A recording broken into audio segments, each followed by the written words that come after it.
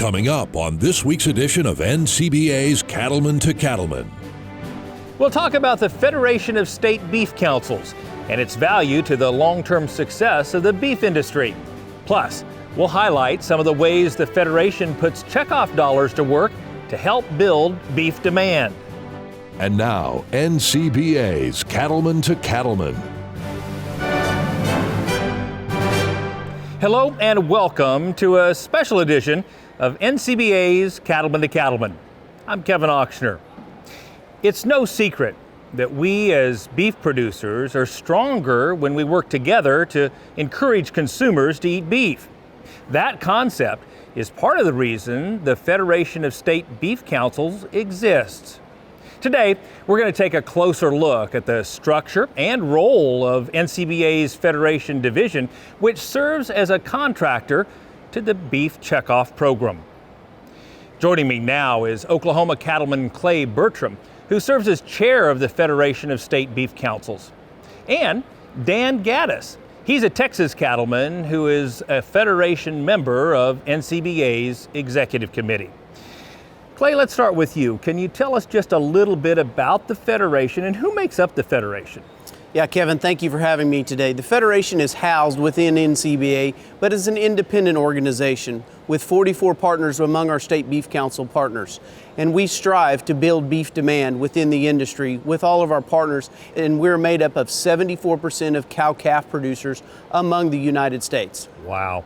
And Dan, why is the Federation so important to the broader beef industry? Well, thank you, Kevin.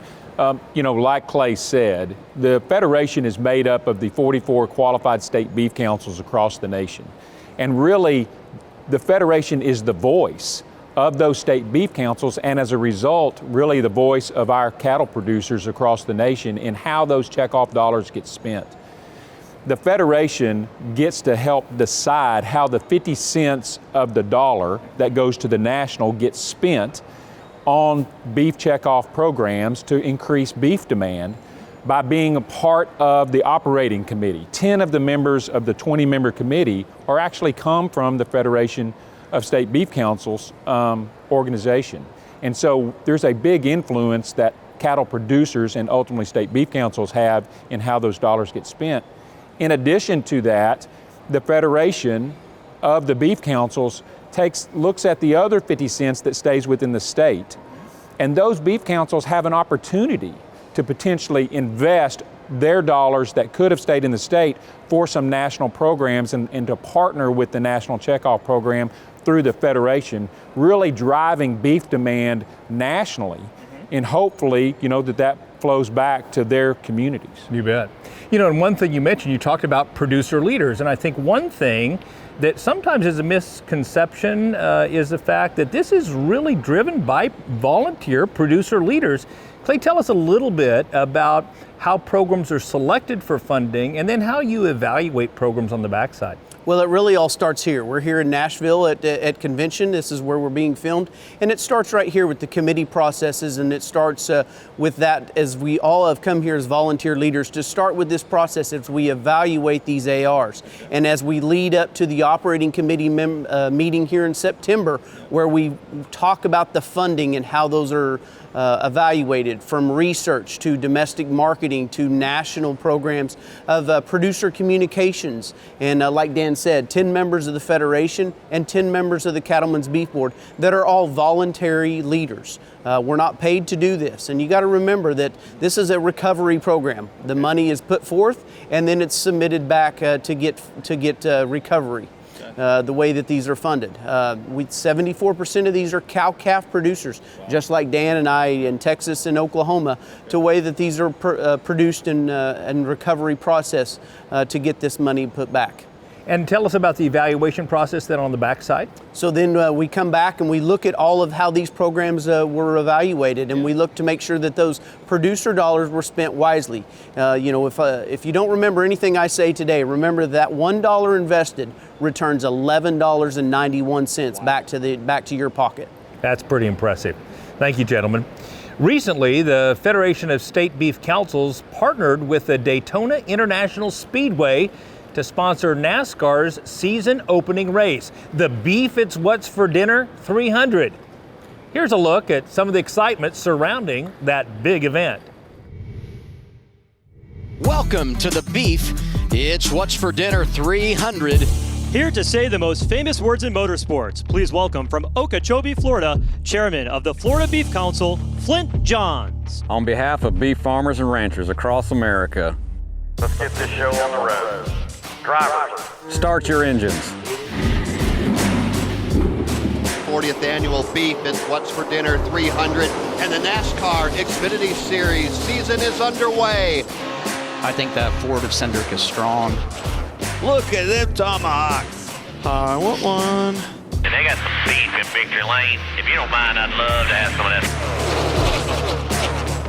Through the tri-oval, Cendric is out front.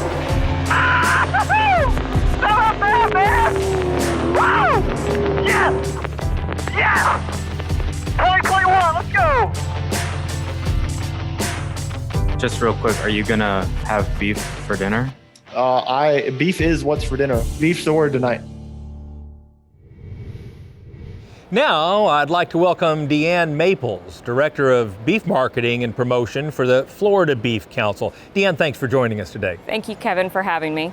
I've got to ask you, why NASCAR? Of all the events you could have engaged with and sponsored, why did you choose NASCAR? Well, I would suppose the simple answer is it was a great opportunity. The chance to put beef on national TV is something we certainly don't want to pass up. But, you know, when you look at the sport, if you've ever tuned in to auto racing, you'll hear, welcome back to the Beef, it's What's for Dinner 300 over and over again. And so, of course, we were chasing that. We wanted the opportunity for that brand recognition there. But then you take a step away from that and you look at the NASCAR fan as well. NASCAR, I think, has done something in their sport that other sports attempt to replicate but never really duplicate, and that is that they create a brand loyalty among their fans like no other sport has done. So we break down the demographic of the fan. First off, ages 25 to 54, which is an area that we want to target in the beef industry. We are trying to speak to those grocery shopping families. It's a good mix of males and females and households that have children. I mean, again, areas that we want to speak to. But then you look at the brand loyalty among that fan base, and it's kind of no secret that those folks, they want to support the companies and the products that sponsor their sport. And so for us, we want them to buy beef. When they're on their having their tailgates and they're grilling at home with family and friends, we want them to purchase our product. And so having a chance to connect with those folks, I think it was just a no-brainer for us to be a part of. And Clay, we were talking earlier, it's been a while since beef has been on national TV, right? Yeah, Kevin, it's been since 2003. And, you know, during the holiday time, we were on TV with Hallmark. And so then to bring back, to just come on TV with NASCAR in February was a huge media buy, as Deanne mentioned for us. And just to build on that, and you look at the impact now as we look back at the data that we now have, 1.9 billion consumers and building. Every time they mention Austin Cindric, who won the Beef It's What's for Dinner 300, we continue to build on that. And, you know, we're still on the track today. Our logo is still on the track.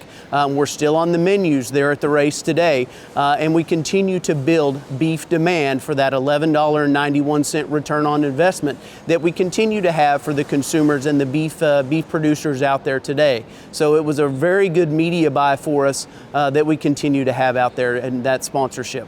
You mentioned the $11.91 return on investment broadly, but I'm curious, tell me more about how you have gauged or measured the specific impact of this event. As Clay alluded to, you know, we're still seeing our product out there. They're still mentioning it. Just the other day I was listening and it was a typical Sunday race on the radio, and Beef It's What's for Dinner ads come on. So, you know, for us to continue to measure it, it might be a little bit difficult. I think that the numbers, the return was far beyond what we ever expected. I mean, at 1.9 billion, that's just a number. I don't know about Clay, but I certainly didn't see it even being, it was just tremendous. So, you know, I'm not sure when we're ever going to see the full measure of this investment. So I'm curious, now this happened in Florida, but what are the benefits to other states, or are there benefits to other states of an activity like this where investment dollars are spent of the beef industry in one given state? Oh, absolutely, Kevin. In fact, the Texas Beef Council, where I serve, we actually invested some of our own dollars towards this event, and sent chefs to help participate in that event, to go and cook and do demonstrations and cook for the drivers that were there, because we know that if we can increase beef demand, that it's going to ultimately flow back to our states and to our producers. We believe in that. Where we produce beef cattle isn't always where all the people are. And so we have to go and look at where those consumers are to hit them.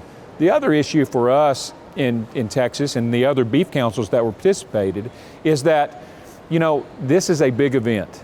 And so many of our producers are saying to us, because we do a lot of online marketing because it's very effective. Right. Those dollars are very well spent there, but they don't see it as often.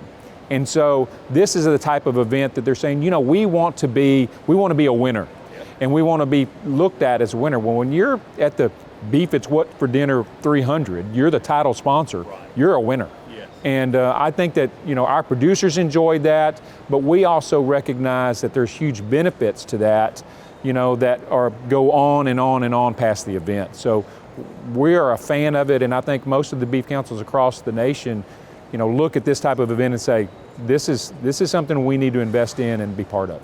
Dan mentioned the benefits of it, and it was so much of a benefit, Kevin, that we're doing it again. Oh, that's fantastic. 2022, we are going back to Daytona, and we only had 6 weeks to prepare for it last time. Now we're having a little over 8 months to prepare for it. So be ready for a bigger and better Beef It's What's for Dinner 300 in 2022. Well, it was pretty exciting. Deanne? It was pretty exciting, and I'll just add on to what Dan said as well. We did, the beef-loving chefs came to town, and they were tremendous for us. But while it was in our backyard, I say my backyard because it's Florida, and the truth is I live about 15 minutes from that racetrack. So on a quiet day when those drivers are up there, testing, I can hear them at my house. So I'm close by to it. But while it was in our backyard in Florida, the interesting thing is the fan base that comes to town to watch that race. The numbers are that it's more than 60% come from other states, and they come and they vacation. And so on one day, within 5 minutes of just kind of driving around that infield campground, we counted 27 different state license plates. So they're coming from all over. And I think that the thing that we all strive to do working in the beef industry is remember that it takes a village. We are one team doing this together. So the fact that Texas came to town to help and some other state beef councils came to town to help, really humbling for us in Florida to have them, their support as well, but we couldn't have done it without them. And so I think, our producers work really hard day in and day out to grow a great product, and they're from the East Coast to the West Coast. And the fan base of NASCAR is from the East Coast to the West Coast and the North to the South. And so it's tremendous, right? It's really for the benefit, as Dan said, for the entire beef industry. I think we all go to work every day with the goal of putting beef on somebody's supper plate at night. And so whatever it takes to get that done, the team is going, we're going to do that. And I think one thing also worth mentioning that was fun to see is when that group of state beef council folks, we called them the pit crew, right? We called them the beef pit crew on the ground. And we had the opportunity to get out together and see some of those fans. And the one thing, we would ask them, what are you grilling today? What's on your tailgate?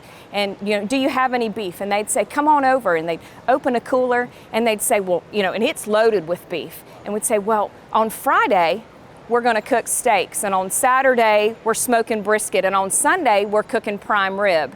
And so the takeaway that I got from that was, if you watched NASCAR and you watched that week of racing there, the events grow in prominence as the week goes on. And so for them, as those races became bigger, we were the protein. Beef was the protein they wanted on their grill. They associated our premier product with those premier race events. And I think that's something that all the state beef councils, the Federation of State Beef Councils, we work to do every single day. We want to be the front of their mind for their celebrations, their special events, and that confirmed to me that we are there. That's fantastic news. As a Colorado producer, I just love seeing beef in the national spotlight, so I compliment you for that.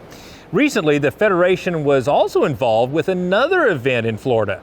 This one was designed to show off some great recipes while highlighting the sustainability of the beef cattle industry. Let's take a look.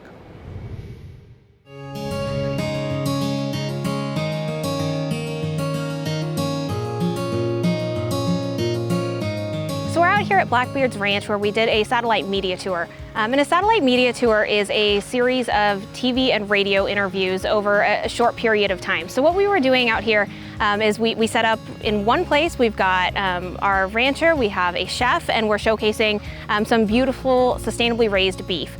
We booked interviews with TV and radio stations across the country and did about 25 interviews in a 5-hour period. So it's a great opportunity to be here at Blackbeard's Ranch in Florida to have this project funded by the Federation of State Beef Councils, talking about sustainability and what this means not only to our producers but our consumers as we reach out and talk about what sustainability means and what the impact this has on our environment. We have to tell our sustainable story, and they want to know that sustainable story and how that land is taken care of, but also how that beef is produced. And somebody like the chef can prepare all these great dishes and transfer that story right on to the consumer. What an incredible event, Clay, that gave the beef industry some real national exposure. I wanted to ask a question relative to sustainability. I know it's a topic you discussed during that video shoot. Why is it so important to help consumers understand what we're doing from a sustainability standpoint?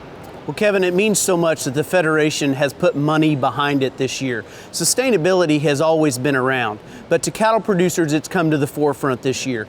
And like I said, we put money behind it. And it's about telling our story to not only the industry, but our peers and our consumers about what we do every day on our farm and ranch. And we have to be more vocal about it, about what we do every day, from feeding cows to rotational grazing to bull selection to what we do each and every day. And we have to learn to leave a legacy, to be able to pass that on to my daughters, to generations. Just like we've been talking about, sustainability is here to stay, and we have to talk about it. So I'm curious, what's your sense of how impactful it was to have both a chef, Hugh Atchison, as well as Florida rancher Jim Strickland as part of that discussion? Well, like we've said, it starts on the ranch with what Jim does on his ranch to bringing it to the plate, as we say, pasture to plate, from the cattle that we raise to the beef that's on that plate. And we have to show the consumers, like we know, many of them don't know where their food comes from, so we have to show them how it gets from pasture to plate and show them there. So that was a part of the satellite media tour where we were on radio, on TV, to show them how that product that we all love and love to consume got there for them. Is that a more important issue to Florida consumers, as an example, the whole issue of sustainability, Deanna? It is. Florida's unique. I think a lot of times people don't realize that we really have the volume of cattle that we have, and it's no secret people are moving into Florida every day at about 1,000 people a day. And where are we going to put everything? We're kind of landlocked. We're between the beaches, is the phrase that we like to use, between the Atlantic coast and the Gulf Coast. And so what do we do with all this development that's happening? We still need our green spaces for our cattle, and so we're constantly talking about the importance of that, preserving that, not just for wildlife habitat, but water.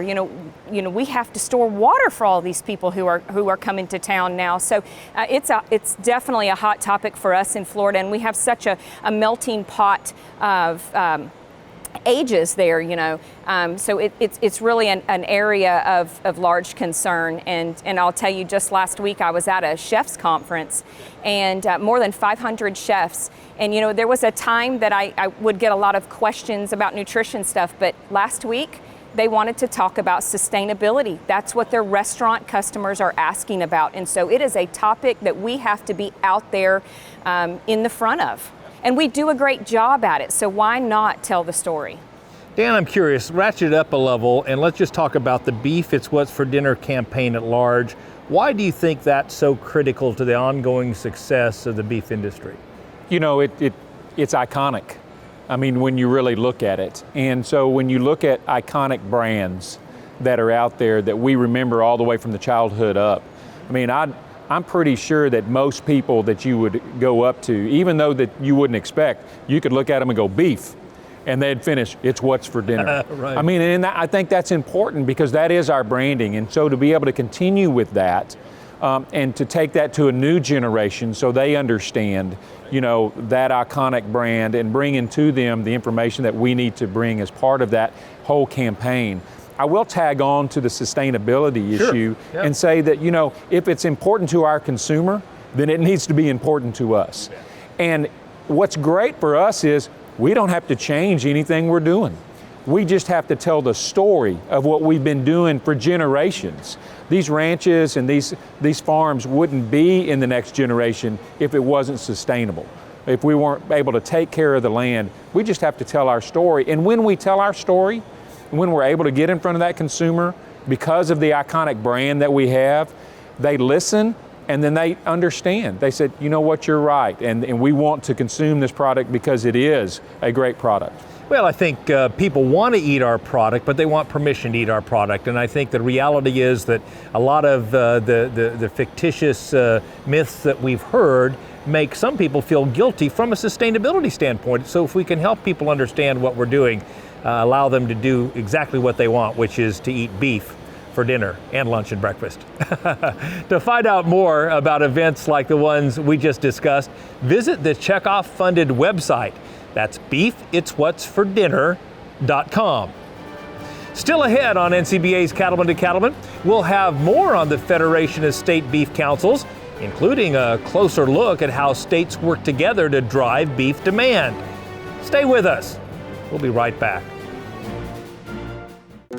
From the very beginning, Richie has been dedicated to one thing: helping people deliver fresh, constant water to their animals. Today's Richie waterers rely on a valve design that remains much the same as it was in 1921. It's a simple idea. Do it right, and the rest will take care of itself. We never set out to create a company that would be around for 100 years. We just wanted to create something great. We've gone to Texas for CattleCon 2022. The Cattle Industry Convention and NCBA trade show is the oldest and largest event in the beef cattle industry, and we're headed to Houston, February 1st through the 3rd. The Space City is a melting pot of culture, art, and some down-home Southern hospitality. Everything's bigger in Texas, so you can't afford to miss the massive NCBA trade show. This is your best opportunity to network with fellow producers, learn, and simply have a blast.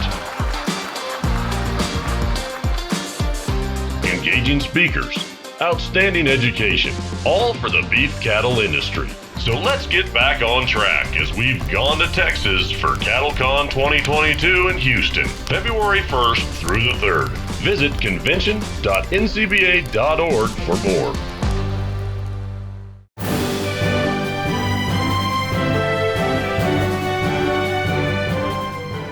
Welcome back to this special edition of Cattlemen to Cattlemen, as we take a closer look at the Federation of State Beef Councils and how state beef councils play a critical role in driving beef demand. Now joining us is Lauren Mailing. She's the Executive Director of the Arizona Beef Council. Lauren, welcome to the show. Great to join you all. Let's begin the conversation about talking about that collaboration and the true partnership that exists between the Federation and the state beef councils. Yes, a great benefit of the Federation of State Beef Councils is that collaboration between high cattle and beef producing states like Texas and Oklahoma, and smaller cattle states like us in Arizona and many around the country, where we have a very large consumer population center. We have over 7 million people in Arizona, but a lot fewer cattle. So that collaboration and support from other cattle states to smaller states is very beneficial to reach consumers across the country. Especially important is that unified, cohesive message that we're able to extend from the national programs to extend to our large consumer bases. So this past year has been unique in many ways given the pandemic, and I'm curious, Clay, while it created some challenges, it also created some opportunities for the beef industry, didn't it? Yes, it has, Kevin, and we've already talked about one of those today, and that was the Beef It's What's for Dinner 300. It was a collaborative effort between the states and the Federation of State Beef Councils where we all partnered together to support that event. But not only that, but where the Federation is housed inside, we support our state beef councils with website design, IT support, where all of our states are the same across the board, where we support those small states like Arizona, larger states like Texas, and myself in Oklahoma. But we collaboratively work together to build beef demand across the states, where the Federation is housed within NCBA, but where we support all of our states and those producers within those states. You know, nothing says summer or early fall to me like grilling a steak or a burger on a barbecue grill, and I heard some interesting statistics about just the sheer number of smokers and grills that were sold during the pandemic last year. I'm curious, what are we doing in the beef industry to make certain that beef is the protein people are putting on their barbecue grills and smokers? We've had a wonderful opportunity throughout the pandemic to offer information and recipes and shopping advice and inspiration to consumers when they're searching for information on their phones, from their computers at home, while they're still at home, while they're working from home. So beefitswhatsfordinner.com was set up to be the perfect go-to resource for searching for that beef information. And we're still seeing that, especially through e-commerce sites and rebate apps on their phones, consumers continue to shop online for their groceries, and beef is set up perfectly to be accessible with beef information and recipes and cut choice guidance for consumers as they look for their next meal for their family. An example in Arizona is we are running right now a summer grilling digital advertising campaign. So as Arizona consumers are looking for beef information and recipes and how cattle are raised in Arizona, they're being served ads on Google and YouTube and Spotify audio listening to hear beef messages. Then those messages are the same consistent beef messages that are being played in states across the country, and that plays back to the benefits of working together between states and nationally through the Federation of State Beef Councils. That's fantastic. You know, we talk a lot about promoting and advertising to consumers, but Dan, it's also important to get our message to other users of our product, correct? Oh, absolutely. Look, we're about one thing, and that's increasing beef demand overall. Not just to our consumers that go to the grocery store and purchase, but also to restaurants and chefs that are going to, promote or, premiere that type of meal. When they start looking at what are they going to have on their menu, we want to promote new recipes, new ways, new cuts, and that's what the research portion of the dollars that we spend in Beef Checkoff are about, to reach them, as well as to show the nutritional benefits, and probably not necessarily right for this segment, but where we promote to doctors and nurses, and when we actually go into beef in the early years, which are some other things that we're dealing with and promoting at this point in time. We look at a broad brush when we're trying to increase beef demand and to show the ultimate consumers and those who are using our product, as you said earlier, license, to feel good about what they're consuming. We want to do that, and we're able to do that because we have the science and the data behind it. And so that's important, I think. That's fantastic. Still ahead on Cattlemen to Cattlemen, we'll look at how the Federation of State Beef Councils is working to ensure consumers have all the facts they need when it comes to the beef industry and its sustainability. Stay with us. It is inevitable, like the rising and setting of the sun. Your gravel driveway will need maintenance. Drudgery? Never. Be the right person with the right tools doing the job the right way by watching How to Maintain a Gravel Drive Using a Box Blade with Hydraulic Scarifiers. Brought to you by tipsnotebook.com. When better how-to videos are made, we will make them.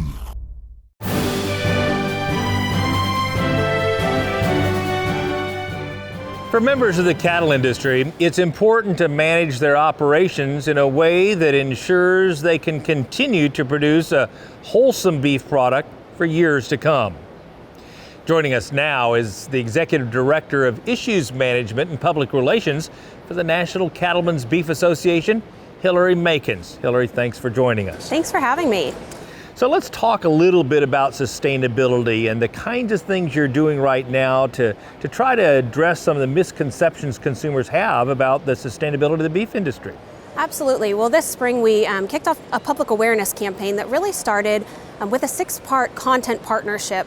And what that did is we went to large regional publications across the country and paired a local journalist with a local farmer or rancher to really tell their story. And what was unique is that all of the stories were about sustainability, but we let that local journalist hone in on a story that they thought would resonate with their audience, so that every story was a little bit different and really fit that local crowd. And then we are currently in market with a larger national public awareness campaign that started with Food and Wine magazine, and we are now with Wall Street Journal, New York Times, and Washington Post. And so the team has really been watching those publications closely to see some of the issues they're talking about, to get some of our stats and facts out that directly address those topics in those large publications. That's outstanding news. And so you talk a little bit about ranchers and farmers sharing their story. What makes that so powerful when you get a rancher face to face with someone talking about the topic of sustainability? Yeah, it's really important. Our consumer market research tells us that most consumers do trust farmers and ranchers as a credible source. So that's really good news for us. And so it's important for both farmers and ranchers to get out there and tell their story to their neighbors. But it's also important for us in our work to leverage those great stories we have and make sure we're getting that in front of the media. You mentioned Washington Post, New York Times. I'm curious, what strategies do you all use to get the message out to more traditional forms of media? Yeah, absolutely. We use a surround sound approach. So we use earned media, which is essentially the media that we don't pay for. And then we supplement that with some paid media. So we are in constant contact with those publications and those journalists, giving them information, building that relationship so they come to us in the future. But we can't just bank on that. So we need to use some of that paid media tactics, like we're doing the advertisements in some of those larger publications. That's great. So is it too soon to talk a little bit about some of the results we're seeing, or what results are you seeing with that? Yeah, so we're still in market with everything, so we don't have finals yet, but based on what those publications are telling us, they expect that by the end of this campaign, we will reach more than 12 million consumers. Wow, that's good news. Thank you for all the great work you're doing. It's critically important right now for our industry. Thank you. Up next on Cattlemen to Cattlemen, we'll tell you about an online video series that offers a valuable look at how beef is raised. That story when we return. Stay with us.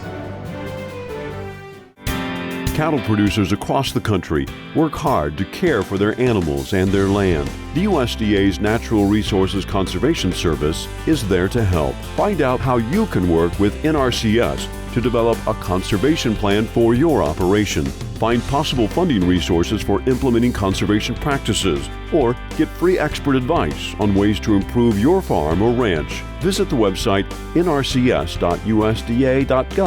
today.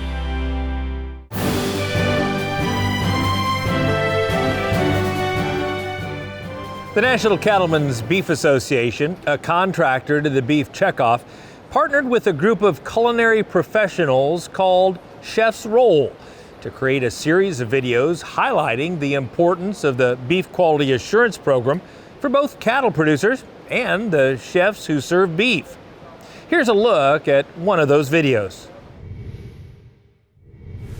My name is Ryan Clark. I'm the executive chef at Casino del Sol in Tucson, Arizona. I'm a Tucson native, born and raised here. Absolutely love the local community. Worked here for about 15 years in the restaurant industry. Graduated from the Culinary Institute of America in Hyde Park, New York, and just love what I do. My name is Dean Fish, and I ranch here in southern Arizona near Nogales on the U.S.-Mexico border. Beef Quality Assurance. It's a program ensuring that beef producers do the right thing. And by the right thing is taking care of the health and welfare of their livestock and being part of producing a safe, wholesome beef product. Our signature dish is a dry-aged bone-in ribeye, and there's a reason it's one of our top sellers. We lightly rub local whiskey and then let it dry-age for 35 days. The intensity of the dry-age concentrates the flavor, makes the beef taste more flavorful, more tender, and more luxurious. The bone-in steak is cooked over cast iron heat, which creates a deep and even caramelized exterior. We finish the dish by basting the steak with an aromatic butter. The overused term farm to table is making a transition to chef to farm or chef to ranch. I think it's important that chefs visit the makers that they work with and see all the hard work firsthand. My favorite part about touring the ranch was seeing the relationship that Dean has with the livestock. You can tell his passion and the care he has for the cattle go above and beyond. It's quite an amazing experience to see all the hard work on the ranch that brings beef to our tables at home and into our restaurants. Being a farmer rancher means that we have a responsibility to properly care for the livestock and the natural resources that we raise those livestock on. A chef to me it's a responsible position. You know, you're cooking for the public, and a lot of chefs don't think about nutrition, but we want to make sure that we're really fueling our bodies. Beef, it's what's for dinner. And joining me now is Sarah Reese, Senior Executive Director of Brand Marketing for the National Cattlemen's Beef Association. So Sarah, I'm curious, incredible video we just saw. What kind of reaction are you getting from those chef's roll videos? So first of all, let me tell you how excited the chefs that joined us for the video shoots are about this opportunity. It gave them an experience to meet producers and learn about cattle care, and I've heard over and over again what great opportunity that was. Second of all, chefs and consumers alike are really loving these videos. The videos have reached 1.3 million consumers. We've had over 650,000 video views, and 21,000 people have engaged with this content via social media. We hear from Chef's Roll that storytelling videos like this are really resonating with their audience. And so we know that it's something that we need to continue working on. That's outstanding news and great results, actually. I'm curious, one of the other trends that I read about is how in some cases beef is moving from center plate to an ingredient in the meal. What are you doing to encourage chefs to make certain beef is included as an ingredient in some meals that they may not initially think about beef? Yeah, we work with chefs on a lot of campaigns throughout the year. Some of them are in more traditional ways, like summer grilling. Yep. And other times we challenge chefs to really create dishes where beef's not traditionally an ingredient, like for Thanksgiving or for breakfast. Yep. And to do this, we work with organizations like Chef's Roll or the James Beard Foundation to create digital content or to create webinars to show chefs how to use underutilized cuts of beef. Mm-hmm. Why is it so important not just to educate chefs on what we're doing from a production practice standpoint, but also other influencers? It's getting harder and harder to be seen in traditional media outlets. So working with influencers is a way for us to reach a larger audience. Consumers really trust influencers that they follow and seek advice and guidance from that group of people. So as consumers want to learn more about food production and animal care, it's important that we're educating that group of influencers so that they can provide accurate information. And we do that by having ranch immersion experiences, providing them with webinar content, inviting them to events where producers are on panels to explain the process to them. Well, I compliment you for all that you and your team are doing to amplify the voice of American farmers and ranchers about beef production. I think it's critically important to driving beef demand. Thank you. Thank you. Still ahead, we'll talk about a program designed to show parents the value of feeding beef to their children at an early age. We've got that story when we return. Stay with us. Getting to run a family farm is a dream come true. When you can grow good grass, there's opportunity to grow plenty of weeds. We want to use the tools that will help us do a better job. I would like the legacy to be that we took really good care of the land and we truly did it as a passion and we did our very best for the right reasons.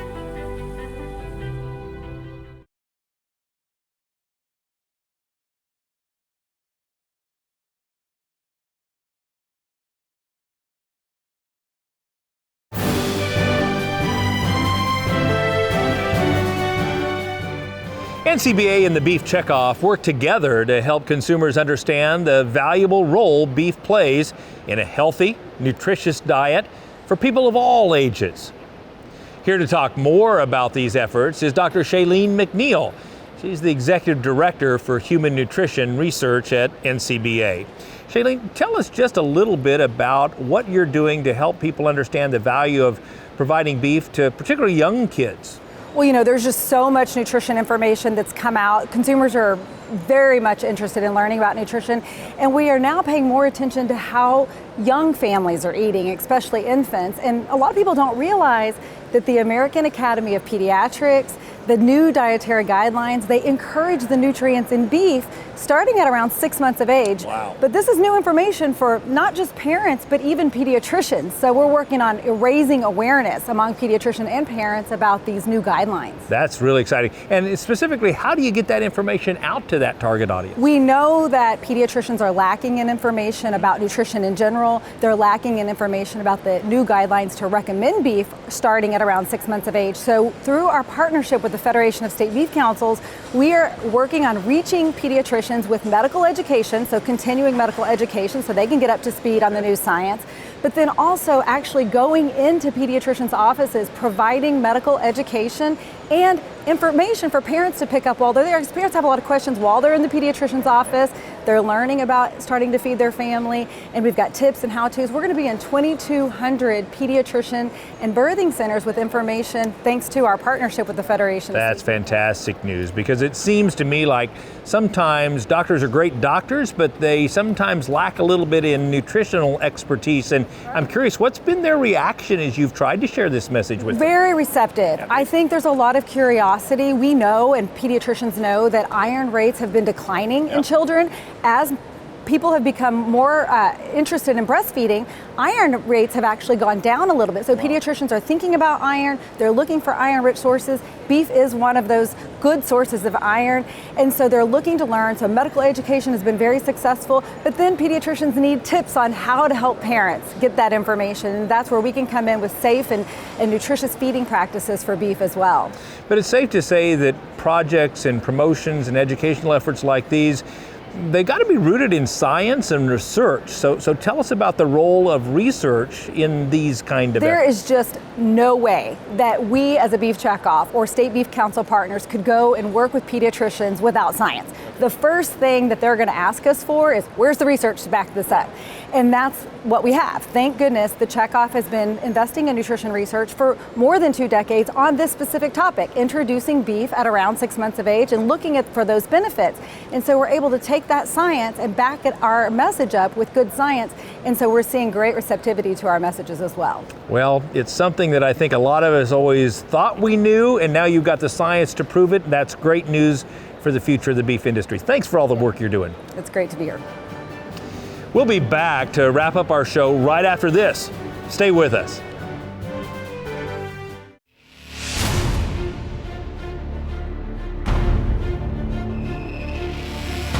When the field is your office, you never get tired of going to work. Cut, rake, bale, repeat. New Holland offers the power and versatility to get through the day. From small squares to large squares and everything in between, New Holland has you covered. Visit your local dealer today to find out more. New Holland. We know you're up before the dawn because the cattle rise before the sun. And you spend long hours in the saddle because the herd isn't always over the next rise. And you care for the land because you know it takes care of your family. And we know you do great work. And it's time to tell that story to the marketplace. IMI Global is here to help you do just that. Did you know that Prefert makes over 1,000 different farm, ranch, and rodeo items? And now, thanks to Prefert Direct, it's easier than ever before to get access to every item Prefert makes delivered direct to your local dealer. For more information about Prefert Direct, visit us at prefert.com. Prefert, America's #1 name in farm, ranch, and rodeo. Time now for Weather Watch with meteorologist Matt Makins. I hope this Weather Watch finds you doing well. The first bullet point here is a critical one, and it's different than what we've chatted about here recently. Wetter in the west. We'll have your November to January precip outlook. We'll have your October National Cattlemen's preview, drought perspective, a historic piece in that newspaper. Now, resetting the stage. This is 2021. Total precip, much drier than average for a large portion of the country, especially off to the west. That's for 2021. In October, we started to see a bit of a shift. Northern Plains had a wet month. The Dakotas, Wyoming, Montana had a series of storm systems, some wet weather. In fact, some decent snowfall totals came out of Wyoming for the month of October. Now off to the west, early October into mid-October, still bone dry. But as October went on, and where we are now, going through early November, a lot of wet weather is going to be hitting the western U.S. That will be the most favored area for total precip that we'll have to wrap up October and go into November. We're talking about some moisture totals here of 12, 13, 14, 15 inches of total water. Some of that will translate into snow. And speaking of snow, snowpack maps like this helps us water plan for next spring and summer. We'll need those water reserves. So we'll keep an eye on the snowpack basin maps as we go throughout winter. It's a little early in the season to do so now, but know that the Sierras, the next couple of weeks, deep snow will fall there. Let's hold on to that water the best we can. November to January, are we likely to keep this wetter change going? Not necessarily. Washington, yes, you'll likely have a wetter period from November to January, but not necessarily all that wet for much of California, much of Oregon, much of Idaho, or much of Montana. There will be some areas of moisture, but not a lot. Driest areas, New Mexico into Texas. So this wet kind of gravy train, as I mentioned, flow of water that hits the Pacific Northwest for the end of October and early November, it subsides as we go throughout the rest of November and get into winter. October, National Cattlemen's, putting this all into perspective of the drought, how much we need this water, is a historic perspective in that newspaper going back 1,000 years on what our current drought situation is like compared to years past. We've got to get through this winter and next spring to get into more hopeful, wetter weather patterns. And I discussed that at length in your Fall Directions magazine, so a full weather outlook is found there. That's this week's Weather Watch. I'm Matt Makins. Stressors that trigger bovine respiratory disease are all around. So when you spot BRD in your herd, turn to Zuprevo, the fast that lasts. Zuprevo is rapidly absorbed in as little as 45 minutes and lasts up to 28 days. Because in the race against BRD, you need to win. Ready, set, Zuprevo. In case of human injection, seek immediate medical advice. For use in beef and non-lactating dairy cattle only. For prescribing information, talk to your veterinarian or visit Zuprevo.com.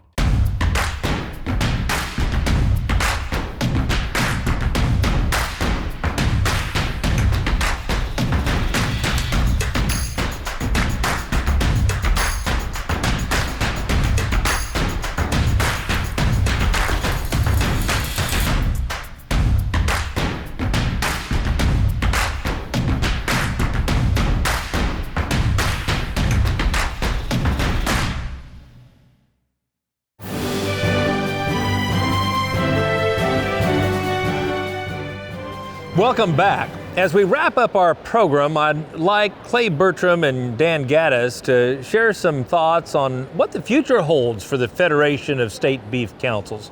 Clay, what's your crystal ball look like? Well, we need to remember this is a producer-led organization, and that $1 investment is an $11.91 return to the producer-led organization. And as we look at all these campaigns that we've done over fiscal year 21, summer grilling, holiday campaigns, sustainability, we've reached over 94 million consumers. Wow. And so we build on that as we move forward. We're not giving up. We press on as we build beef demand. And that's really what the Federation of State Beef Councils is about, is moving that needle of beef demand, Kevin. That's good news. Dan, what would you add? You know, I want to kind of jump on what Clay talked about, is just moving that needle of demand. And that really is our role, to increase the demand. And as we can increase demand for beef across the nation, even across the world, you know, that's going to ultimately benefit our consumers. As we can make that pie bigger, more dollars available to go through the system to all the different segments of the beef industry. I think that's important. I know we've got other issues that often get talked about, you know, on how those dollars are allocated, and those are policy issues that the Federation really has no business in and we're not allowed to be in. Our whole goal is increasing those dollars, and then we'll talk about, you know, on the policy side of things, about how we deal with some of the distortion that I think most people recognize in the current system today. But if we don't increase the beef demand, and if we don't all work together to do that, there's not a whole lot of dollars left for us to argue about. And the encouraging thing is there has been tremendous progress made in the last 20 years in driving beef demand, hasn't there? You know, we are at a 30-year high in beef demand right now. 30-year high. And if you go back and look at, you know, Cattle Facts obviously does a lot of informational sessions through NCBA and other cattle organizations, and you look at how beef demand was halved, you know, before we started paying attention to what the consumer really wanted. Right. You know, and that's probably the biggest issue. We talked about sustainability. If we ignore those things, that demand drops off.